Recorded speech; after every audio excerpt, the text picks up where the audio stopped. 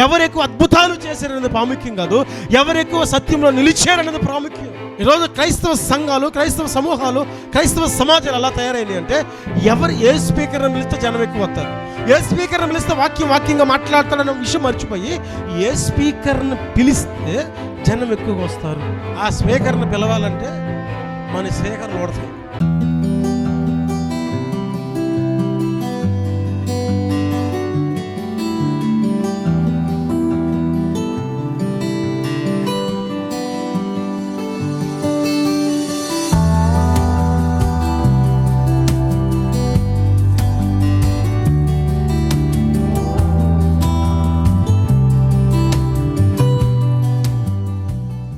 దేవుని పరిశుద్ధ నామానికి మహిమ కలుగునగాక. కూడి వచ్చిన మీ అందరికీ నా హృదయపూర్వక వందనాలు. దేవుడు మిమ్ములను మీ కుటుంబాలను దీవించునుగాక. ఆమేన్. హల్లెలూయా. కొన్ని మాటలు ఈ రాత్రి కూడా ధ్యానం చేద్దాం. ఉదయకాల సమయంలో మనం ధ్యానం చేసాం. రాకడకు, యుగ సమాప్తికి, చివర క్షణాలకి సూచనలు ఏంటి అని శిష్యులు అడిగినప్పుడు యేసు ప్రభువారు వారికి 7 విషయాలు బయలుపరిచారు. ఆ 7 విషయాలు క్లుప్తంగా ఉదయం ధ్యానం చేసాం. అయితే వాటిని కొంచెం వివరించాలి అని ఆశపడుతున్నాను. ఆ చివరి దినాలలో ఆ మోసాల మధ్య ఒక విశ్వాస జీవితం ఎలా సాగుతుంది, ఆ మోసాల మధ్య అవి ఎలా ప్రారంభమవుతాయి, ఎలా క్రైస్తవ్యాన్ని బలహీనపరుస్తాయి, అవి ఏ మార్గాల గుండా వస్తాయి, వాటిని గుర్తించడం ఎలా, వాటిని ఎదిరించి నిలబడటం ఎలా, ఎప్పుట కొన్ని మాటలు క్లుప్తంగా ధ్యానం చేద్దాం. నేను ఉదయం చెప్పాను, మరలా ఇప్పుడు చెబుతున్నాను. చెప్పబడిన వాక్యాన్ని ఇంటికెళ్ళి అసలు మా పాస్టర్ చెప్పింది బైబిల్లో ఉందా లేదా, ఉంటే అది వాక్యానుసారమా కాదా అని పరీక్షించుకోండి. అంత్య దినాల్లో ఉన్నాం. ఏది గుడ్డిగా నమ్మి ఆత్మీయతను పోగొట్టుకోవడానికి వీలు లేదు. కొన్ని మాటలు ఈ రాత్రి ధ్యానం చేద్దాం. మత్తయి సువార్త 24వ అధ్యాయమే 4-5 వాక్యాలు మరొక మారు చదువుకుందాం. యేసు వార్త ఇట్లా, నేను ఎవడును మిమ్మును మోసపరచుకొనకుండా చూచుకొనుడి. అనేకులు నా పేరిట వచ్చి నేనే క్రీస్తునని చెప్పి పలువురును మోసపుచ్చెదరు. 2 పేతురు పత్రిక 2వ అధ్యాయము 1-3 వాక్యాలు. మరియు అబద్ధ ప్రవక్తలు ప్రజలలో ఉండిరి, అటువలనే మీలోనూ అబద్ధ బోధకులుందురు. మీరు తమ్మును కొనిన ప్రభువునకు కూడా విసర్జించుచు తమకు తామే శీఘ్రంగా నాశనము కలుగజేసుకొనుచు నాశనమగు భిన్న అభిప్రాయములను రహస్యముగా బోధించుదురు. మరియు అనేకులు వారి పోకిరి చేష్టలు అనుసరించి నడుతురు. వీరిని బట్టి సత్య మార్గము దూషింపబడును. వారు అధిక లోబులై కల్పనా వాక్యములు చెప్పుచు మీ వలన లాభము సంపాదించుకొందురు. వారికి పూర్వము నుండి విధింపబడిన తీర్పు ఆలస్యము చేయొద్దు. వారి నాశనము కునికి నిద్రపోదు. చిన్న ప్రార్థన చేసుకుందాం. ప్రేమమేడ మీకు స్తోత్రం. ఇప్పుడు మీరు మాతో మాట్లాడండి అయ్యా. మీరు మాట్లాడకపోతే మనిషి ఏ పాటివాడు, మా ఆలోచన ఏ పాటిది, మా జ్ఞానం ఏ పాటిది. ఇప్పూట మీ మాటల కొరకు ఎదురు చూస్తున్నా. మీరు ఏది మాట్లాడదలిచారో అది వినాలని ఆశపడుతున్నా. మనుషుని జ్ఞానం పనిచేయక, ఆలోచన పనిచేయక, తండ్రి నీ ఉద్దేశం ఇక్కడ పనిచేయటకు నీ కృపణ దయచేయండి. సమయోచితమైన ప్రతి మాట మీరు నా నోట నుంచి మీకు మహిమను తెచ్చుకున్నామని యేసు నామములో అడుగుచున్నాను తండ్రి. ఆమేన్. హల్లెలూయా, హల్లెలూయా. జాగ్రత్తగా లక్ష్య పెడితే పేతురు గారు ఒక అడుగు ముందుకేసి ఇక్కడ కొన్ని విషయాలు చెప్పాడు. చాలా ఆశ్చర్యం వేస్తుంది మనకి. అబద్ధ ప్రవక్తలు ప్రజల్లో ఉండిరి. ప్రవక్తలు ఎక్కడున్నారంట? ప్రజల్లో ఉన్నారు. అటువల్ల మీలోనూ అబద్ధ బోధకులు ఉందురు. మీరు తమ్మును కొనిన ప్రభువును కూడా విసర్జించుచు అన్నాడు. మిమ్మల్ని స్వరక్తం ఇచ్చి దేవుడు కొన్నాడు. ఈ బోధలు విన్న మీరేం చేస్తున్నారంటే దేవుణ్ణి కూడా మిమ్మల్ని కొన్నవాడిని విసర్జిస్తున్నారు అన్నాడు. మీరు ఏదైనా ఒక వస్తువునో, ఒక స్థలమునో, ఒక పొలమునో, ఒక జంతువునో కొంటే అది మీ సొత్తు, అంతేనా? యేసు ప్రభువు మరణానికి కారణమైన, శిక్షకు కారణమైన, నరకానికి వెళ్ళిపోతున్న మనల్ని స్వరక్తం ఇచ్చి వెల ఇచ్చి మరణము నుండి కొనుక్కున్నాడు. మనం ఆయన సొత్తు. మిమ్మల్ని వెల ఇచ్చి కొన్న దేవుని విసర్జించే స్థాయికి మనం వెళ్ళకూడదు కదా. ఈ మోసపూరితమైన కార్యాలు జరుగుతున్నప్పుడు, ఈ మోసపూరితమైన కార్యకలాపాల్లో ఒక విశ్వాసిగా మనం ఎలా సర్వే అవ్వాలో తెలియకపోతే నష్టపోతాం. పేతురు చాలా స్పష్టంగా చెబుతున్నాడు, నాశనకరమగు భిన్న అభిప్రాయాలు రహస్యముగా బోధిస్తారంట. అనేకులు వారి పోకిరి చేష్టలను అనుసరించి నడుతురు. పోకిరి చేష్టలు అంటే ఏంటి? అల్లర్లు. క్రైస్తవం అల్లర్లు ఉంటాయా? ఉన్నాయా లేవా? ఉండకూడదు కదా. ఉండకూడదని అందరికీ తెలుసు కదా. ఉన్నాయా? అల్లర్లు అంటే డ్రామాలు వేసి స్టేజీలు కట్టి డ్యాన్స్ చేసే వాళ్ళకి, మీటింగ్లు పెట్టి పాటలు పాడితే ఎగరండి డ్యాన్స్ చేయండి స్టేజ్ మీదకి రండి అనే వాళ్ళకి తేడా లేకుండా పోయింది. దానికి అట్రాక్ట్ అయ్యి లక్షల్లో ప్రజలు వెళ్తున్నారు. వేలల్లో కాదు, లక్షల్లో ప్రజలు వెళ్తున్నారు. ఈ కాలం రాకముందే పేతురే రాశాడు వాటిని. ఏమని రాశాడు? వారి పోకిరి శేషాలు అనుసరించి నడుస్తారు మీరు. వీరిని బట్టి సత్య మార్గము దూషించబడుతుంది. వారు లోబులై కల్పనా వాక్యములు చెప్పుచు మీ వలన లాభం సంపాదించుకుంటున్నారు. వారికి పూర్వం నుండి విధింపబడిన శిక్ష తీర్పు ఆలస్యము చేయదు, వారి నాశనము కునికి నిద్రపోవటం లేదు. మీ వల్ల లాభం పొందాలని కల్పనా వాక్యాలు, కల్పనా కథలు చెబుతున్నారు. ఈ మధ్య ఒక స్త్రీ సాక్ష్యం చాలా వైరల్ అయిపోయింది. అది ఎంతగా వైరల్ అయిందంటే క్రైస్తవ్యాన్ని అనేకులు దూషించడానికి కారణమైపోయింది. ఆవిడ చెప్పిన సాక్ష్యం వింటే క్రైస్తవులకే దిమ్మ తిరిగిపోద్ది. జనాలు గుడ్డి వాళ్ళని చెబుతున్నారో ఎర్రి వాళ్ళని చెబుతున్నారో అర్థం కాని పరిస్థితి. కల్పనా వాక్యాలు, కల్పనా కథలు ఎప్పుడో ప్రారంభించబడ్డాయి, ఎప్పుడో జరుగుతున్నాయి. ఒక క్రైస్తవ విశ్వాసగా వాటిని ఎలా అధిగమించగలుగుతున్నావు? ఒక క్రైస్తవ విశ్వాసగా వాటిని ఎలా ఎదురడిగి పోరాడగలుగుతున్నావు? పేతురు ముందుగానే రాసేసాడు, వాళ్ళకి తీర్పు ఆల్రెడీ ఉంది. వాళ్ళు నాశనము కునికి నిద్రపోవటంలా టైం ఉంది వాళ్ళకి. ఈరోజు నేను చెబుతున్న మాట ఏంటంటే, యేసు ప్రభువారు సమస్య ఏంటయ్యా, రాకడకు సూచన ఏంటయ్యా కానీ ఏదైనా చెప్పచ్చు. కానీ మొట్టమొదట ఆయన ఉనికిలోకి తీసుకొచ్చింది అంటే మోసం జరిగిద్దని చెప్పాడు. ఏం జరిగిద్దని చెప్పాడు? మోసం ఎక్కడి నుంచి వస్తుందో చూద్దాం. బైబిల్ గ్రంథం తీయండి ఒకసారి. 24:5 చదవండి. మత్తయి సువార్త 24:5. అనేకులు నా పేరట వచ్చి నేనే అనేకులు యేసయ్య పేరు మీద వచ్చి ఏం చెబుతారంట? నేనే క్రీస్తుని అంటారంట. యోహాను సువార్త 14:6 మనం చదువుతుంటే యేసు అంటాడు, నేనే మార్గమును సత్యమును జీవమును, నా ద్వారా తప్ప ఎవరును తండ్రి వద్దకు రాడు అన్నాడు. అది ఫైనల్ స్టేట్మెంట్. దాన్ని ఎవడు వర్గీకరించలేడు, మార్చలేడు. దాన్ని మోసం ఎక్కడ ప్రారంభమవుతుందంటే మనలోనే. అనేకులు యేసయ్య పేరట వచ్చి ఆయన యేసు కాదు నేనే యేసు అని చెబుతారంట. ఈరోజు ఇజ్రాయేల్ దేశంలో ఒక యేసు ప్రభువు కార్యాలు చేస్తున్నాడు. ఇజ్రాయేలీలో దేశంలో ఈరోజు యేసు ప్రభు అని పేరు పెట్టుకొని ఒక ఆయన కార్యాలు చేస్తున్నాడు. 2000 సంవత్సరాల పూర్వం యేసు ప్రభు ఎలాంటి కార్యాలు చేశాడో యాజ్ ఇట్ ఈజ్ అలాంటి కార్యాలే, అంత ఘనమైన కార్యాలే చేస్తున్నాడు. చాలామంది ఈయన మెస్సయ్య అని సమస్తం విడిచి ఆయన వెంబడిస్తున్న గుంపు జరుగుతుంది ఇజ్రాయెల్ దేశంలో. ఒక పక్క యుద్ధం జరుగుతుంది, ఒక పక్క ఇది జరుగుతుంది, ఒక పక్క మోసాలు జరుగుతున్నాయి, ఒక పక్క భూకంపాలు జరుగుతున్నాయి, ఒక పక్క ఆహార లేమి అన్నీ జరుగుతూనే ఉన్నాయి.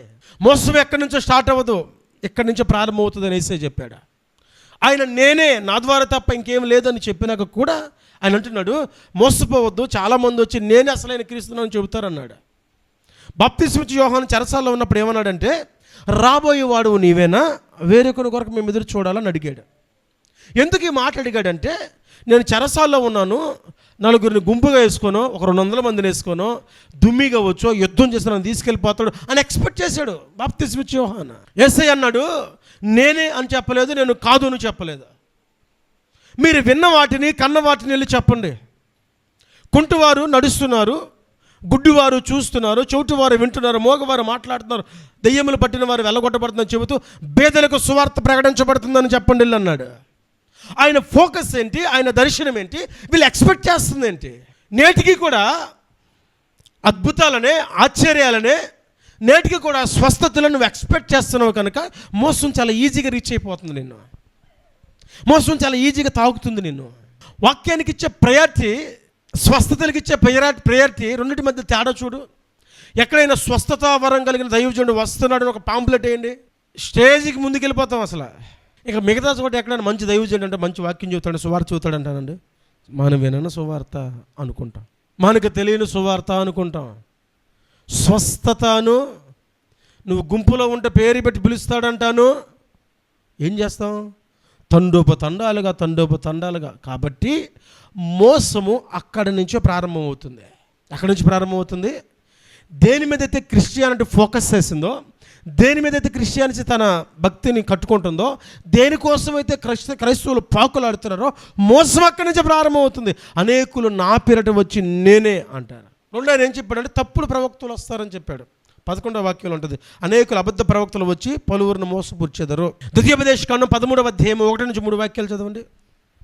ద్వితీయోపదేశకాండం 13వ అధ్యాయం 1 నుంచి 3 వాక్యాలు. ప్రవక్తయే గాని కలలు కనువాడే గాని మీ మధ్య లేచి మీ ఎదుట సూచక క్రియలైనను మహత్కార్యములైనను చేసి నువ్వు ఎరుగని ఇతర దేవతలను అనుసరించి పూజించమ రమ్మని చెప్పిన ఎడల అతడు నీతో చెప్పిన సూచక క్రియను కానీ మతకారము కానీ సంభవించులను. ఆ ప్రవక్తల మాటలు, కలలు కనువారి మాటలు వినకూడదు. ఏలయనగా మీరు మీ దేవుడైన యెహోవాను మీ పూర్ణ హృదయముతో మీ పూర్ణాత్మతో ప్రేమించుచున్నారో లేదో తెలుసుకున్నటకు మీ దేవుడైన యెహోవా మిమ్మల్ని పరీక్షించుచున్నాడు. మోషే చెబుతున్నాడు ఈ మాట. గుర్తుంచుకోండి, అద్భుతం కంటే సత్యం గొప్పదే. అద్భుతం కంటే సత్యం గొప్పదే. యేసయ్య అన్నాడు, నేనే మార్గమును జీవమును సత్యమును. మోషే అంటున్నాడు, మీ మధ్య కలలు కనేవాడో ప్రవచనాలు చెప్పేవాడో ఒకడు లేచి అద్భుతాలు ఆశ్చర్యాలు చేసి మీరు ఎరగని భక్తిని మీకు అలవరచడానికి చూస్తే జాగ్రత్తగా ఉండండి అన్నాడు. అద్భుతం జరిగింది కదా, ఆశ్చర్యం జరిగిందని మోసపోతారేమో, జాగ్రత్త అన్నాడు. మోసం ఎక్కడ ప్రారంభమవుతుందంటే దేవుని పేరిట వచ్చే బోధకుల్లో నుంచే, దేవుని పేరిట వచ్చే ప్రవక్తల్లో నుంచే, దేవుని పేరిట వచ్చి కార్యాలు చేసే వాళ్ళలోంచి ప్రారంభమవుతుంది. ఈ మోసం ఎలా పనిచేస్తుంది అంటే, మోసం అంటే పెద్ద వ్యత్యాసం ఉండదు. సత్యానికి కొంచెం అబద్ధం జోడిస్తుంది అంతే. సత్యానికి మొట్టమొదట మోసం ఎప్పుడు జరిగింది? ఏదైనా వనంలో. Very good. సాతాను అబద్ధం చెప్పాడా? తింటే చస్తావన్నాడు. దేవుడు చెప్పాడు మాకు చస్తావని. సాతాను ఏమన్నాడు? కళ్ళు తెరవబడతాయి, నువ్వు దేవునిలాగా అయిపోతావు అన్నాడు. బహుశా అర్థం లేకపోవడమేమో. ఏం లేకపోవడం? అర్థం, అంతే కదా. నువ్వు సూపర్గా ఉన్నావు అని ఎవరైనా అన్నారు అనుకో, రోజు అర్థంలో చూసుకుంటే నీకు అర్థమవుతుంది నువ్వు సూపర్గా ఉన్నావు లేవు అని. ఈరోజు క్రైస్తవ్యానికి వాక్యం అనే అర్థం ఉంది, చూసుకోవట్లే అంతే. ఈరోజు వాక్యం సరిచేసే అర్థంగా మన ముందు నిలబడింది, చూసుకోవట్లే అంతే. 3వ అధ్యాయం 1వ వాక్యం చదవండి. ఆదికాండం 3:1. దేవుడైన యెహోవా చేసిన సమస్త భూజంతువులలో సర్పము యుక్తిగలదై ఉండెను. అది స్త్రీతో, ఇది నిజమా? ఈ తోటలో చెట్లన్నిటిలో దేని ఫలమునైనా మీరు తినకూడదని దేవుడు మీకు చెప్పినా అడిగాడు. జాగ్రత్తగా విను. దేవుడు చెట్ల ఫలాలు మమ్మల్ని తినద్దన్నాడు అని అమ్మ చెప్పిందా? చెప్పలా. సాతాను వచ్చి అవును కానీ ఇది నిజమేనా అనుకుంటున్నారులే, నాకు తెలీదు ఇలా అంటగా అంటే అంత సమాచారం మన దగ్గర ఉంటుంది అనుకుంటున్నారులే, అలా అనుకుంటున్నారు, నాకు తెలియదు, ఎవరో అన్నట్టుగా గుర్తు అంటాం. అసలుడి పేరు చేస్తే మళ్ళీ ఇరుక్కుపోతామని. అవును కానీ ఇది నిజమేనా? మొదటి వచనంలో ఏమన్నది? ఇది నిజమా? ఈ చెట్లలో ఫలంలో ఏదైనా తినకూడదని దేవుడు చెప్పాడా అన్నది. ఏమన్నది? అవును చెప్పాడు, తినకూడదు, తింటే చేస్తావు అన్నాడు. రిప్లై ఇచ్చింది ఆవిడ. డౌట్ క్రియేట్ చేసింది ఎవరు? ఇది నిజమా అని ప్రశ్నించింది ఎవరు? దేవుడు ఈ పండు తింటే చస్తామని వీళ్ళకి చెప్పాడనే విషయం దానికి ఎలా తెలుసు? నా భాష అర్థమవుతుందా? ఈ పండు తింటే వీళ్ళు నాశనం అయిపోతారని దానికి అర్థమైందిగా. అర్థమైనప్పుడు నిజమా తినొద్దని చెప్పాడా? అవునా, అందుకే తింటలేదా అని క్వశ్చన్ రైజ్ చేసింది ఎవరు? సాతాను ఎప్పుడు కూడా పూర్తిగా నిజం చెప్పదు, పూర్తిగా అబద్ధం చెప్పదు. యేసుప్రభు దగ్గరకు వచ్చాడు ఏమన్నాడు తెలుసా? దేవుని కుమారుడు నువ్వు, అవునా, ఏది రాళ్ళ రొట్టెలుగా చేసి చూద్దాం, దేవుడు కుమారుడు అయితేనేలే రాళ్ళ రొట్టెలుగా చే అన్నాడు. దేవుని కుమారుడు అని సాతానుకు తెలియదా? ఆ తింటే వాళ్ళు చస్తారు, నాశనం అయిపోతారు, మహిమ విడిచి వెళ్ళిపోద్ది, పాపంలో పడిపోతారని వాడికి తెలియదా? వాడు ఆఫ్ ట్రూత్ గాడు. ఏం ట్రూత్? Of truth. మోసం ఎలా ప్రారంభించాడంటే వాడు పూర్తిగా ఇది అబద్ధం అని చెప్పలేదు, సత్యాన్ని కొంచెం ప్రక్కదారి పట్టించాడు అంతే. కట్ చేస్తే వెలుపలికి ఈడ్చిపోయబడ్డారు వీళ్ళు. దిగంబరత్వం వచ్చేసింది, దేవుని శాపం వచ్చేసింది. కొంచెమే, చిన్న లోపమే పెద్ద నష్టాన్ని తీసుకొచ్చింది. మన దైనందిన జీవితాల్లో మోసం ఎలా ప్రారంభమవుతుందో తెలిసి, మోసం చేయడానికి వాడు చిన్న లాజిక్లు ఉపయోగిస్తాడని తెలిసి, ఏర్పరచబడిన వారు సైతం పడిపోవడానికి వాడు కుయుక్తులు పన్నాడని తెలిసి వాడు వేసిన వలలో ఉగ్గిన ఒచ్చులో పడిపోతున్నామంటే మన భక్తిలో లోపము, విశ్వాసంలో లోపము, మనం ఎదురు చూస్తున్న వ్యక్తి మీద మనకి అచంచలమైన నమ్మకం లేకపోవడం వల్ల జరుగుతాయి ఇవి.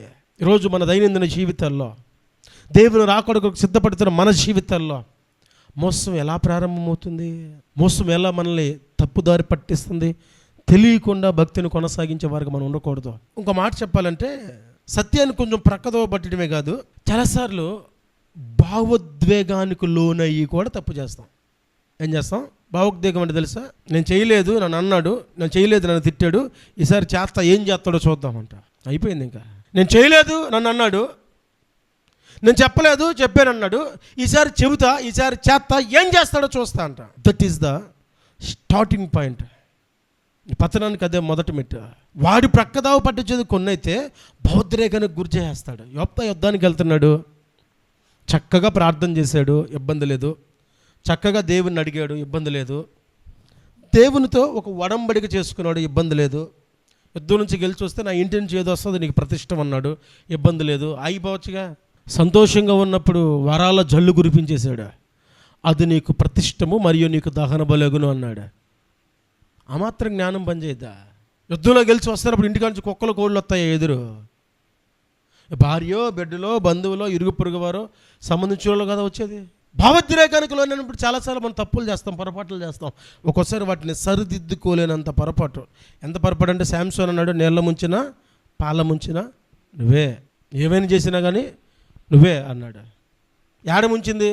నీళ్ళ ముంచిందా, పాలలో ముంచిందా? చంపేసినా పాపం ఆవిడన్నా ఏదైనా పోసి చంపేసేదే, చచ్చిపోయాడు పాపం, నిప్పు తెలియకుండా కూడా చంపేసేదే. ప్రాణంతో పట్టించింది, బ్రతకుండగానే ఒక్కొక్కను ఎర్ర సువ్వలు కాల్చి పొడిసి కళ్ళు బయటికి లాగారు, 2 కళ్ళు. ప్రాణంతో పట్టిస్తే ఉన్న సమస్య ఇదే. కారణం ఏంటంటే భావోద్రేక గురైపోయి పాల ముంచిన నీళ్ళ ముంచిన నువ్వే అన్నాడు, ఆడ ముంచాలో ఆడ ముంచేసింది. ఒక క్రైస్తవ విశ్వాసిగా లేదా నిజమైన విశ్వాసిగా వీటిని నువ్వు ఎలా పరీక్షించుకోవాలంటే, 1 యోహాను 4వ అధ్యాయం 1వ వాక్యంలో ఆయన అంటాడు, ప్రతి ఆత్మను మీరు నమ్మొద్దు. ఉదయం ధ్యానం చేసాం. మనం ఏదైనా విన్నప్పుడు, ఏదైనా చూసినప్పుడు, ఏదైనా నమ్మాలనుకున్నప్పుడు మన మదిలో 3 ప్రశ్నలు సామాన్యంగా మెలగాలి. మొదటి ఏంటంటే, ఇది బైబిల్కి అనుగుణంగా ఉందా? సరే, గుర్తుపెట్టుకోండి, వాక్యంతో పరీక్షించుకోవాలి మనల్ని. మీరు ఎప్పుడైనా పరీక్షించుకోవాలనుకున్నప్పుడు మనకి కొల పరిమాణాలు ఏముండాలంటే, 1, ఇది వాక్యానుసారమా అంటే బైబిల్కి అనుగుణంగా ఉందా? 2, ఇది చేయటం వలన క్రీస్తు దేవుడు మహిమపరచబడతాడా? 3, ఇది చేయటం వలన పరిశుద్ధ జీవితానికి ఏదైనా ఎఫెక్ట్ అవుతుందా? పరిశుద్ధంగా జీవించడానికి ఇది ఏమన్నా పాడు చేస్తుందా, లేక పరిశుద్ధ జీవితాన్ని జీవించడానికి ఇది సహాయపడుతుందా అని ఆలోచించి, ఈ 3 ఆలోచనల ద్వారా వాక్యంతో కంపేర్ చేసుకుంటూ ఒక నిర్ణయాన్ని తీసుకోవాలి. ఏం వింటున్నామో, ఏం వినదలుస్తున్నామో, ఏం ఎక్స్పెక్ట్ చేస్తున్నామో, లేకపోతే ఏది దేవుని దగ్గర నుంచి పొందాలనుకుంటున్నామో, వీటన్నిటిని ఈ కొల పరిమాణాలతో, కొల బద్దులతో నేర్చుకోవాలి. అపొస్తలుల కార్యాల్లో పౌలు ప్రసంగించి వెళ్ళిపోయిన తర్వాత బెరోయా సంఘస్థులంట, పౌలు గారు చెప్పిన మాటలు దాంట్లో ఉన్నాయా లేవా అని పరిశోధించేవాళ్ళంట. మనకి ఈ 3 రోజులు ప్రార్థనేగా, 3 రోజులు చినుకులు కూడా పడతా ఉన్నాయి, బైబిల్ తడిసిపోద్దేమో అని మందిరంలోనే పడేసి వెళ్తున్నారు. తడిసిపోకూడదుగా బైబిల్, మళ్ళీ బైబిల్ సంచిలో ఉన్న డబ్బులు కూడా పడేసి వెళ్ళిపోకూడదు, ఇక్కడ తడిసిపోకుండా అవి మాత్రం ఇంట్లో పెట్టుకొస్తారా? దేవునికి స్తోత్రం. హల్లెలూయా, హల్లెలూయా, హల్లెలూయా.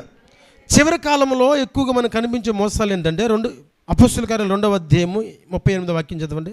పేతురు, మీరు మారు మనస్సు పొంది పాపక్షమణ నిమిత్తము ప్రతివాడును యేసుక్రీస్తు నామమున బాప్తిస్మము పొందుడి, అప్పుడు మీరు పరిశుద్ధాత్మను వరమును పొందుదురు. మనస్సు మార్చుకోవాలి, మారు మనసు కావాలన్నాడు. చాలామంది ఏం చేస్తున్నారంటే, ఆయన మారు మనసు పొందాడా అంటే, మారు మనసు పొందలేదు కానీ దేవుని వ్యతిరేకరించాడు కానీ బాగానే ఉంది, కానీ ఆయన మంచం మీద పడుకున్నప్పుడు లాస్ట్లో చచ్చిపోయేటప్పుడు ఒప్పుకొని ఉంటాడు. ఏంటంటే ఒప్పుకొని అందరూ సిలువ మీద దొంగలైపోతే అట్ట చెప్పండి. పాపం ఆ రోజు సిలువ మీద దొంగకి అవకాశం లేదు, సువార్త ఎవరు చెప్పలా, క్రీస్తు ప్రేమ తెలియదు. కాబట్టి యేసు ప్రభువారు నాతో కూడా రా తీసుకెళ్తానని తీసుకెళ్ళిపోయాడు. అందరు సిలువ మీద దొంగలేదు, అట్లా వాక్యం వినపడలేదా? దేవుని గురించి చెప్పలేదా? దేవుని గురించి బోధించబడలేదా? అంత తెలుసు. ఒక ఆయన చనిపోతే బాక్సులో పెట్టారంట. పెట్టినాక ఏం చేస్తారు? ఆయనతో ఉన్న అనుభవాలు, ఆయనతో ఉన్నటువంటి స్నేహాన్ని గురించి, వాటన్నిటి గురించి మాట్లాడుతూ ఉంటారు. మాట్లాడుతున్నారు ఎవరి పాటికాళ్ళు. అయ్యగారండి, సూపర్ అండి, అదే అంటే అక్కడ వాళ్ళ భార్య ఏడుతూ డౌట్ వచ్చి రిటారా అని పిలిచిందంట. వాళ్ళ కొడుకులాడు, ఏంటమ్మా అంటే, బాక్సులో మీ నాన్న ఉన్నాడు లేడు చూడు అన్నాడు. బాక్సులో ఉన్నవాడి గురించి కదా వీళ్ళందరూ మాట్లాడుతుంది.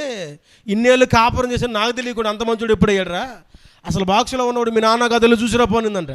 రక్షణ లేకుండా, పశ్చాత్తాపం లేకుండా, మారు మనస్సు లేకుండా వెళ్ళిపోతానులే సిలువ మీద దొంగలా కనుకుంటే మీ భ్రమ. అప్పట్లో మా తాతయ్య మారు మనసు పొందకముందు మా అమ్మ, అయ్యా దేవుని అక్కడ వచ్చేస్తుందయ్యా, దేవుని నమ్ముకయ్యా అంటే అనేవాడు. నువ్వు వెళ్ళిపోతావు అంటే నేను చూస్తూ ఉంటానంటే ఎగిరి నీ కాలాన్ని పట్టుకోనా అనేవాడు. కనబడరు ఎవరికి, కనురెప్ప పాటులో అదృశ్యమై మెగాల మీద వెళ్ళిపోయి దేవునితో కలిసిపోయి ఉంటాం. అక్కడ చాలామంది మారు మనసు లేకపోయినా ఆఖరి క్షణంలో నమ్ముకొని ఉంటాడులే, అనుకొని ఉంటాడులే, తలుసుకొని ఉంటాడులే, నరకానికి వెళ్తాడులే అంట. నేను కుదరదు. భూమి మీద బాహ్యంగా నేను యేసయ్యను అంగీకరిస్తున్నాను అనే సాక్ష్యం అది. అవకాశం లేకపోతే, తెలియకపోతే వేరు. ఇన్నేళ్ళు విని అవకాశాలుండి తెలిసి దేవుని గురించి వినపడుతున్నప్పుడు, దేవుని గురించి తెలియపరచబడుతున్నప్పుడు ఎలా డిసైడ్ చేస్తావు నువ్వు? ఆఖరిలో మారు మనసు పొందుంటాడులే అంటే. చాలామంది ఏం చెబుతున్నారంటే, ఎబ్రీ పత్రిక 12:14 చదవండి. అందరితోనూ సమానము పరిశుద్ధతయు కలిగి ఉండేకు ప్రయత్నించుడి, పరిశుద్ధత లేకుండా ఎవడు ప్రభువును చూడడు. పరిశుద్ధత చాలా ప్రాముఖ్యం. చాలామంది క్రైస్తవులు తయారైపోయారు. ఆదివారం పరిశుద్ధత. ఏం పరిశుద్ధత? ఆదివారం పరిశుద్ధత. ఆదివారం నీతిగా ఉండాలి, ఆదివారం జాగ్రత్తగా ఉండాలి, ఆదివారం జాగ్రత్తగా ఆరాధన చేయాలి, ఆదివారం తెల్లబట్టలు వేసుకోవాలి, ఆదివారం తలస్నానం చేయాలి, ఆదివారం ఒక్కరోజు బాగుండే చాలంట. ఒకవేళ ఆదివారం కాకుండా సోమవారం ఒత్తిడి ఇడవబడతాడు ఖచ్చితంగా. ఎవరైతే దేవుడు ఒకవేళ సోమవారం ఒత్తిడి అడగబోతాడు. పరిశుద్ధత అవసరం లేదని చెప్పే బ్యాచ్ కూడా తయారైంది ఈ మధ్య. ముందు నుంచే ఉంది, ఈ మధ్య కొంచెం ప్రబలింది అంతే. చాలామంది ఇంకొంచెం ముందుకు వచ్చి ఏం చూస్తున్నారంటే, దేవుడు నన్ను దీవించాడు అంటానికి రుజువుగా డబ్బులు చూపిస్తున్నారు. ఒకప్పుడండి తినడానికి ఏమీ లేదు. ఇప్పుడు 4 ఎకరాలు మాగాను కొన్నాను, 2 ఎకరాలు చెరువులు ఉన్నాయి, రొయ్యల చెరువులు, 4 ఎకరాలు చేపల చెరువులు ఉన్నాయండి, 2 ఇల్లు కట్టాను, కావుల్లో 13 ప్లాట్లు ఉన్నాయండి. దేవుడు డబ్బులు దీవెనికి కారణం కాదు. డబ్బులు దీవెనికి కారణం కాదు. డబ్బుల వలన దీవించబడ్డాను కాబట్టి నేను పరలోకి వెళ్ళిపోతాను, దేవుడు నాకు తోడే అనుకోవడం మీ భ్రమ. ఆ డబ్బులు రావడం వల్ల నువ్వు దేవునికి ఎంత దూరం అయిపోయావు చూసుకో. కలిమి జీవానికి కారణం కాదు ఎప్పుడు కూడా. ఒకటి కలిమి అధికమైపోతే అది వాడికి జీవం అనుకుంటే తప్పు. ఎర్రివాడా అన్నాడు అంతే. ఈ బోధలన్నీ వచ్చేసాయి, బోధలను ప్రకటించబడుతున్నాయి. వాక్యానుభవం కంటే సొంత అనుభవాలు ఎక్కువైపోయాయి. సొంత అనుభవాలు. ఒక రిఫరెన్స్ వాక్యం చదివించి, ఒక రిఫరెన్స్ వాక్యం తీసుకొని రిఫరెన్స్ బట్టి అలా ఆ రోజు అండి నేను అలా ఉన్నప్పుడు అలా చేసాను, ఇలా జరిగింది, ఇలా జరిగింది, ఇలా జరిగింది, ఇలా జరిగింది, మొత్తం తిరిగి వచ్చి మళ్ళీ ఇక్కడికి వచ్చేలోపు వాళ్ళు ఇచ్చిన టైం అయిపోయి ఉంటుంది. సమయం లేనందున, మ్యాటర్ లేనందున అని చెప్పడం, సమయం లేనందున ఎంతటితో దీన్ని కుదిస్తున్నాం. మనం అక్కడికే పరిగెత్తుతాం కానీ వాక్యం వినబడే కాడికి పరిగెత్తాం. ఆ భావన అర్థమవుతుందా? ఒకవేళ దేవునితో మాట్లాడాలనుకుంటే నీ పేరు, నీ ఊరు, నీ గురించి స్పష్టంగా మాట్లాడతాడు. శారాయి దాస్యమైన హాగరు ఇక్కడ ఏం చేస్తున్నావు అని అడిగాడు ఆయన. అబ్రహాము కళ్ళు కప్పి, శారాయి కళ్ళు కప్పి, ఒంట్లో ఉన్న 100 మంది కళ్ళు కప్పి అరణ్యానికి పారిపోగలిగితే, అరణ్యములో ఆయన చెప్పిన పేరు శారాయి దాస్యమైన హాగరు, ఇక్కడ నీకేంటి పని అని అడిగాడు ఆయన. వాక్యానుసారం కంపేర్ చేసుకోవట్లే మీరు. అప్పులు లేనోడెవడు, రోగం లేనోడెవడు, సమస్య లేనోడెవడు, కుటుంబంలో ఇబ్బందులు లేనోడెవడు ఉన్నారా? ఇంకో బ్యాచ్ తయారైంది. ఒక పెద్ద స్టేజ్ చేస్తారు, వాళ్ళు తాకిడికి 1000 మంది, లక్షల మంది వస్తారు. ఈ వేదికను, వాక్యం చెప్పాల్సిన వేదిక మీదకి ర్యాంప్ లాగా కట్టేసి స్టేజ్ని దెయ్యం పట్టిన వాళ్ళందరినీ స్టేజ్ ఎక్కిస్తాడు. వేదిక వేసింది దెయ్యం పట్టిన వాళ్ళు స్టేజ్ ఎక్కియడానిక, వేదిక నుంచి దేవుని మాటలు వినబడ్డానిక, దెయ్యాన్ని స్టేజ్ ఎక్కియడానికే వేదిక కట్టింది. ఇవి ఎక్కడైతే జరుగుతున్నాయో, ఎక్కడైతే వాక్యానుసారంగా కాకుండా సొంత అనుభవాలు, సొంత ఉద్దేశాలు జరుగుతున్నాయో అక్కడికే జనాలు తండోపతండాలకి వెళ్తారు. స్వచ్ఛమైన వాక్యం చెబితే మాత్రం నవ్వించుకుంటూ చెప్పుకుంటూ వెళ్తుంటే, అన్ని కామెడీగా ఉంటే భలే చెప్పాడు కదా ఆయన, ఈసారి మళ్ళీ పిలుచుకుంటే బాగున్నాయి. ఏదైనా తగిలితే, ఏదైనా గుచ్చుకుంటే, కఠిన పడితే మనకి ఇంకా అది నచ్చదనమాట. కఠిన పడుతుంది, హృదయానికి తాకుతుంది, భయం వేస్తుంది. అంటే అర్థం ఏంటంటే సరి చేసుకోవాల్సినవి ఉన్నాయని కదా. ఎక్కడికి వెళ్ళిపోతుంది క్రైస్తవ్యం? ఇవన్నీ జరుగుతున్నాయి రా బాబు భూమి మీద మన కళ్ళ ముందే అని తెలిసిన దేవుని రాకడ కొరకు సిద్ధపడలేదు మనకి. హల్లెలూయా, హల్లెలూయా. సిద్ధపడండి, దేవుని రాకడ కొరకు చాలా సమీపంగా ఉంది. మోసాల నుండి ఎలా మనల్ని మనం రక్షించుకోవాలో చిన్న మాట చెబుతాం మీకు. 119వ కీర్తన 105వ చరణంలో ఒక మాట ఉంటుంది, నీ వాక్యము నా పాదములకు దీపం, నా త్రోవలకు వెలుగై ఉన్నది. Very simple. నువ్వు బైబిల్ చదివే వ్యక్తి అయితే, రోజు బైబిల్ చదువుతూ ఉంటే, నేను చేసే ప్రసంగమైనా, ఇక్కడ ఎవరు నిలబడి చేసే ప్రసంగమైనా, నువ్వు బయటికి వెళ్ళినప్పుడు ఎక్కడ విన్న ప్రసంగమైనా వాక్యానుసారమా కాదో నీకు అర్థమైపోదు. వాక్యానుసారమా కాదో నీకు అర్థమైపోదు. వాక్యమే కంపేర్. ఒక వస్తువు ఒరిజినల్ అని ఎలా నిర్ధారిస్తామంటే, ఆల్రెడీ నీకు ఒరిజినల్ అంటే ఏదో తెలిసినప్పుడు. ఒక వ్యక్తి డూపులు అని నువ్వు ఎట్లా నిర్ధారిస్తామంటే, అసలు ఒరిజినాలిటీ గురించి నీకు అవగాహన ఉన్నప్పుడు. హల్లెలూయా. ఇప్పుడు ఒరిజినల్ దానికి ప్రధానికి కాఫీస్ వచ్చేసినాయి. ఒరిజినల్ దాని ప్రధానికి కాఫీస్ వచ్చేసినాయి. అది ఏ పనులు చేయగలదో వాటిలో కొన్ని పనులు ఇది చేయగలదు, కానీ క్వాలిటీ ఉండదు. ఒరిజినాలిటీ మీద నీకు అవగాహన ఉంటే డూప్లికేట్ ఈజీగా గుర్తించవచ్చు. అందుకే ప్రతిరోజు దేవుని వాక్యము చదవాలి. తర్వాత యోహాను సువార్త 16:3 చదివితే, అయితే ఆయన అనగా సత్యస్వరూపి అయిన ఆత్మ వచ్చినప్పుడు మిమ్మల్ని సర్వసత్యంలోకి నడిపించును. ఆయన తనంటే తాను ఏమీ బోధింపక వేటిని వినునో వాటినే బోధించి సంభవింపు సంగతులు మీకు తెలియచెప్పును. 2 పరిశుద్ధాత్మ దేవుని నడిపింపు. ఆయన వస్తేనంట ఆయన ఇష్టానుసారంగా చెప్పడంట. తండ్రి దగ్గర ఏది విన్నాడో, ఏది చూశాడో, ఏది నేర్చుకున్నాడో దాన్నే మనకు బోధించి నడిపిస్తాడంట. 1 వాక్యము, 2 పరిశుద్ధాత్మ దేవుని నడిపింపు. ఎందుకు ఆయన నడిపింపు అంటే, ఆయన సొంత ప్రయత్నాలు ఏం చేయడంట, ఏది విన్నాడో, తండ్రి దగ్గర ఏది నేర్చుకున్నాడో దాన్నే బోధించి నడిపిస్తాడంట. 3 మత్తయి సువార్త 26:47 చదువుతుంటే, మీరు శోధనలో ప్రవేశించుకున్నట్లు మెలకువగా ప్రార్థన చేయండి, ఆత్మసిద్ధమే కానీ శరీరము బలహీనమని పేతురుతో చెప్పి. ప్రార్థన, వాక్యము, పరిశుద్ధాత్మ దేవుని నడిపింపు, ప్రార్థన. మరొకటి చెప్పాలంటే ఆరోగ్యకరమైన సహవాసం ఉండాలని హెబ్రీ పత్రికలో ఒక మాట చదువుతారు. చదవండి అన్నమాట. 10:25 హెబ్రీ 10:25. కొందరు మానుకున్నట్లుగా సమాజము కూడట మానక ఒకరినొకడు హెచ్చరించుచు ఆ దినము సమీపించుట కొలది మీరు చూచిన కొలది. ఏ దినము? దేవుని రాకడ దినము సమీపిస్తుంది. చూచిన కొలది. అసలు నీకు సమీపిస్తుందని ఎలా తెలుస్తుంది? యేసుప్రభువు చెప్పిన సూచనలు అవే కదా. ఇప్పుడు నెరవేరుతున్న సూచనలు అవే కదా. ఇంకా సమీపంగా లేదనుకోవడం అవివేకతనం. ఆ దినము సమీపించుట చూచిన కొలది మరెక్కువగా ఒకరినొకరు హెచ్చరించుకుంటూ ఉండండి అన్నాడు. కింద ఏమని చదువు? ప్రేమ చూపుటకును సత్కార్యము చేయుటకును ఒకరినొకరు పురుకొల్పవలనని ఆలోచింతము. ఆరోగ్యకరమైన సంఘ సహవాసము మనకు అవసరమని హెబ్రీ గ్రంథకర్త చాలా స్పష్టంగా చెప్పాడు. ఆ దినము సమీపించుట చూచుట కొలది అన్నాడు ఆయన. ఈరోజు క్రైస్తవం ఎలా అయిపోయిందంటే, మనమే మీటింగ్స్ పెట్టుకోవాలనుకుంటున్నాం 3 రోజులు. ఫస్ట్ ఏం ప్లాన్ చేస్తామంటే స్పీకర్ని ప్లాన్ చేస్తాం, వచ్చే దైవజన్ని ప్లాన్ చేస్తాం. మనకు వచ్చే మొట్టమొదటి ఆలోచన ఏంటంటే, ఎవరు బాగా వాక్యం చెబుతారు అనే ఆలోచన వస్తే దేవుని చిత్తం, దేవుని కృప, దైవానుసారమైన ఆలోచన. ఎవరు ఎక్కువ అద్భుతాలు చేస్తారు అని ఆలోచన వస్తే, ఎవరు ఎక్కువ అద్భుతాలు చేశారనేది ప్రాముఖ్యం కాదు, ఎవరు ఎక్కువ సత్యంలో నిలిచారనేది ప్రాముఖ్యం. ఈరోజు క్రైస్తవ సంఘాలు, క్రైస్తవ సమూహాలు, క్రైస్తవ సమాజాలు ఎలా తయారైనాయి అంటే, ఎవరు ఏ స్పీకర్ని పిలిస్తే జనం ఎక్కువ వస్తారు, ఏ స్పీకర్ని పిలిస్తే వాక్యంగా మాట్లాడతాడన్న విషయం మర్చిపోయి ఏ స్పీకర్ని పిలిస్తే జనం ఎక్కువగా వస్తారు. ఆ స్పీకర్ని పిలవాలంటే మన స్పీకర్లు ఓడతాయి. ఏమడతాయి? మన స్పీకర్లు ఓడతాయి. ఏసీ రూమ్ ఉండాలి అయ్యగారులకి, అయ్యగారితో వచ్చిన బృందానికి ఉండాలి. వాళ్ళు ముందు ఒక లిస్ట్ ఇస్తారు. అయ్యగారు 11 గంటలకి ఎంత అవుతాడు, 12 గంటలకి ఎంత తింటాడు, 3 గంటలకి ఎంత తింటాడు, భోజనాలకి ఎంత తింటాడు, ఒక లిస్ట్ ఇస్తారు. ఆ లిస్ట్ ప్రిపేర్ చేయాలి. నేనేం చెబుతున్నానంటే, ఎంతమందిని, ఎన్ని స్వస్థతలు జరిగాయి, ఎన్ని అద్భుతాలు చేశారు, ఎంతకాలం అని కాదు, ఎంత సత్యాన్ని బోధించాడు అని చూసి ఆ వ్యక్తిని వెంబడించడం నేర్చుకోవాలి. వాక్యం మీద కట్టిన సంఘాలు బలపడతాయి, అద్భుతాల మీద, ఆశ్చర్యాల మీద కట్టిన సంఘాలు పడిపోతాయి. హోసన్న మినిస్టర్ చూడండి, యేసన్న గారు చనిపోయాక సంఘాలు పెరిగాయి, పగలగొట్టి పెద్దవి చేశారు. వాళ్ళు ఉన్న విధానం ఏంటి నేను బాగా అబ్జర్వ్ చేస్తే, వాళ్ళు ఎప్పుడు కూడా వాక్యం మీద ఫోకస్ చేస్తారు, వాక్యం గురించి చెబుతారు. స్వస్థతల గురించి, ప్రవచనాల గురించి కానీ, లేకపోతే అద్భుతాల గురించి కానీ, స్వస్థత పనులు పిలిపించే, సాక్ష్యాలు చెప్పించే కార్యక్రమాలు కానీ పెట్టరేవి కూడా. స్వస్థత దేవుడిచ్చేది. ఎవరికి అవసరమో, ఎవరి విశ్వాసాన్ని బట్టి వాడికి చేసుకుంటూ వెళ్ళిపోతాం. మనం ప్రార్థన చేయాలంతే. ఇప్పుడు మనం ప్రార్థన చేసాము, స్వస్థత కలగలేదు, అప్పుడు ఎవరు తక్కువైపోయినట్టు? దేవుడు చేయమన్న కార్యాలు, దేవుడు చేయమన్న పని వదిలేసి సర్వలోకానికి వెళ్ళి సర్వసృష్టికి సువార్త ప్రకటించండి అన్నాడు అంతే. నమ్మిన వారికి తండ్రి, కుమార, పరిశుద్ధాత్మను బాప్తిసాలు ఇవ్వండి అన్నాడు అంతే. మీకు అన్నిటి మీద అధికారం ఇచ్చాను అని చెప్పాడు, కానీ దీన్ని వ్యాపారం చేయమని చెప్పాడా? చెప్పలే.